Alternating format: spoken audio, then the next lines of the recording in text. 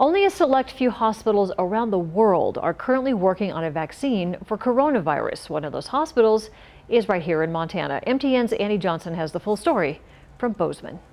With more and more people dying every day from the coronavirus, a lot of people are wondering how close are we in finding a cure, a treatment, or even a vaccine. We may be able to edge Anthony Fauci's predictions by a nose. He thinks it'll be, midwinter, and I'm hoping that we can have one that we can begin to deploy by the end of the year, but that's really splitting hairs. It's not going to be really fast. Doctors and researchers at Bozeman Health are one of select hospitals around the world currently working on a vaccine for the virus. There are some 120 sites in the world that are doing this particular project, and quite a bit fewer than that in the United States, and we're lucky to be one of them. That's for a possible vaccine for the coronavirus, which is different than treatment or a cure. Vaccine essentially is an attempt to prevent disease. Treatment is what tools you use to try to help people get over it when they're already sick with something.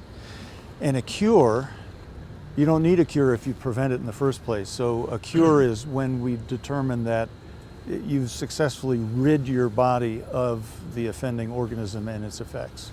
And what happens after a vaccine is discovered? Well, Dr. King believes that depends on the public. If people don't take the vaccine, then we'll continue to have social isolation, we'll continue to have to wear masks, and we'll continue to see people get sick and die from this. In the meantime, officials are urging everyone to continue doing what they can and practice safety precautions. Reporting at Bozeman Health, Annie Johnson, MTN News.